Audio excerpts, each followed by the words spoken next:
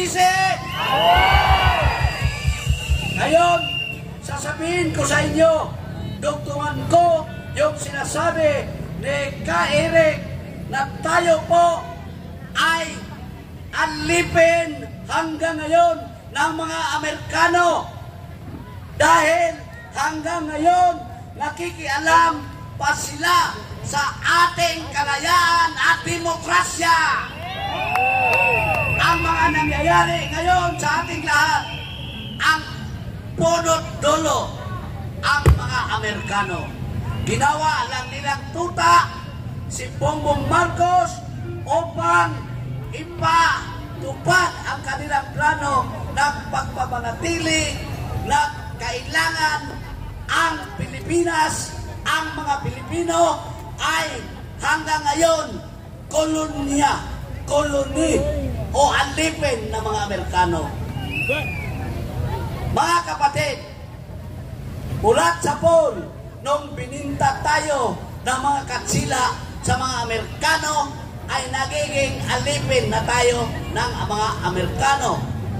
Ginawa nila tayong alipin sa pakiglaban sa mga Hapon. Di ba? Yung gera ng Hapon, hindi atin yun. Gera ng Amerikano yun. At ginawa nila tayong pansangga at alipin upang makipagdimaan sa digmaan na hindi atin. Pero saan nagmula? Mula nung inangkin tayo bilang alipin kolonyal ng mga Amerikano, sila ang gumawa ng ating konstitusyon. Ang 1935 Constitution ay isang colonial and exploitative constitution na gawa ng mga Amerikano. Naglagay sila ng mga tuta, hinakot nila ang ating kayamanan, at ginawa nila tayong alipin at gumawa sila ng mga sarili nating kapatid na mga oligarkiya na ginawa nilang mayaman upang magpahimulos, Bisaya pa, sa atong mga bahandi. Well, tapos nag-anam-anam, sumiklab ang mga aktivista, makipaglaban sa kanila. Gumawa na naman sila ng bagong konstitusyon, at yun ang konstitusyon sa panahon ni Marcos, ang 1973 Constitution na gawa din ng mga Amerikano at ginamit ang tuta, ang ama ni Bongbong Marcos, bangag, walang silbi. Paano nila ginawa yon? Dahil pumutok ang mga aktivista, ang mga katulad ni Kaire at mga katulad ni Kapiter. Ang ginawa ni Marcos Jr., siya ang nagpapatupad.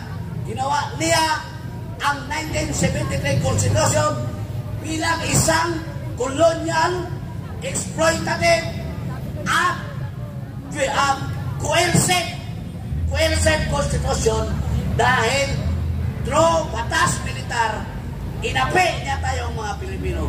At yun po ay gawa ng mga Amerikano na ini-implement ni Marcos Jr. Ayun, nagpapatuloy ang pakikibaka ng ating mga kapatid na mga nasyonalismo. Ngayon, binitawan ng Amerikano ang kanilang tuta na ama ni Bongbong Marcos, at nakaroon ang mga Amerikano ng people power sa kanila yon, kasi palayasin nila si Marcos Jr. Ngayon, naglumayas na ang Marcos Sr. Lumayas na ang diktador. Pinalit si Core, sumunod si Ramos, sumunod si puro lahat yan mga tuta, ang hindi ng tuta ng Amerikano, si Rodrigo Roa Duterte.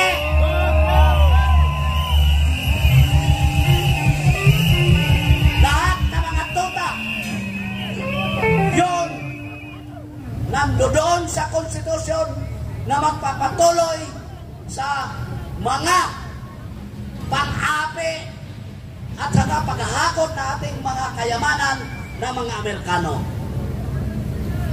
Noong giyera ng 1942 at natapos sa 1945, binigyan daw tayo ng mga Amerikano ng kalayaan, Philippine Independence through the Treaty of Manila. Yun, panahon ni Cory, natalo si Cory bilang tuta ng Amerikano, pinaalis ng Matic Pen ng mga senador ang American US bases doon sa Subic at Clark. Akala natin malaya na tayo. Hindi. Bakit? Nung sinuportahan ng mga Amerikano ang bangag na Presidenteng Bongbong Marcos na nagbudol sa atin at naniwala naman din tayo, ayan ang premyo natin. Ang premyo natin ano? Itong mga missile, mga bomba dumating na sa atin para igera ng Amerikano sa China at tayo ang gagawin proxy war. At itong pag-uusig ng mga Amerikano gamit ang bangag ng Presidente Bongbong ay plano ng Amerikano against KOGC Pastor Kibuloy. Ngayon, dahil ang katotohanan, merong nagsabi, yung isang Amerikano, si Scott Ritter, di ba? Si Scott Ritter, na isang former intelligence ng Amerika, nagpalabas ng video. Kayo mga Pilipino, mga gonggong kayo, mga bubog kayo, hanggang ngayon, kolonya pa rin, koloni pa rin kayo. Ang turing namin sa inyo dahil hindi kayo nakipaglaban sa amin. Sabi niya, ibig sabihin, ang Amerikano, kung tumindig lang tayo ng ating sarili at makipaglaban sa kanila, katulad sa Vietnam, natalo ba ng Amerikano ang Vietnam? Wala, hindi. Umasinso sila. Ito po ang lesson learned natin mga Pilipino, na kapag gusto talaga nating umasinso at mabuwag sa tirikala ng pagkakapos sa kolonyalismo ng mga Amerikano, batukan natin ang mga Amerikano at paalisin natin ang kanyang tota, si Bongbong Marcos ngayon. Yun ang dapat natin gawin.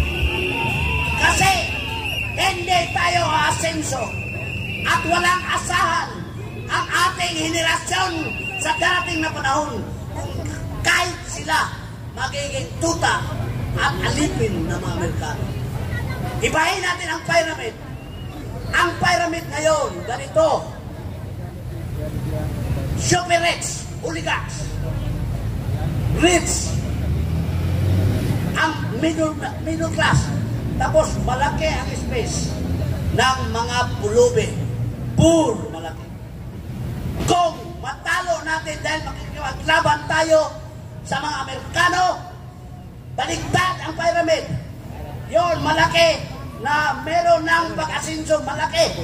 Malaki ang population ng mga poor na babaligtad, na mabagiging masagana ang buhay. Ganon. Saka, merong equitable distribution of wealth na makamta natin at mababawasan yung rich at super rich. Yan ang pamumuhay na dapat natin, we have to dream it. And we will start now. Batukan natin, unang-una, ang tuta, bangag na presidente ngayon na walang utak, paalisin natin sa pwesto, Bongbong Marcos, at ang ipalit walang iba, kundi ang isang may tapang, may malasakit at may kakayahan na Vice President gawin ang Presidente Sara Duterte.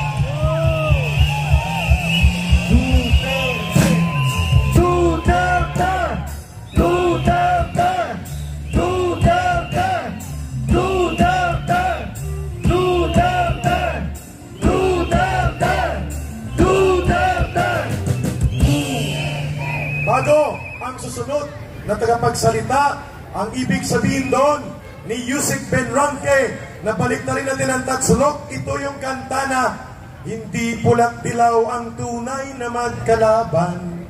Ang kulay at tatak ay hindi siyang dahilan.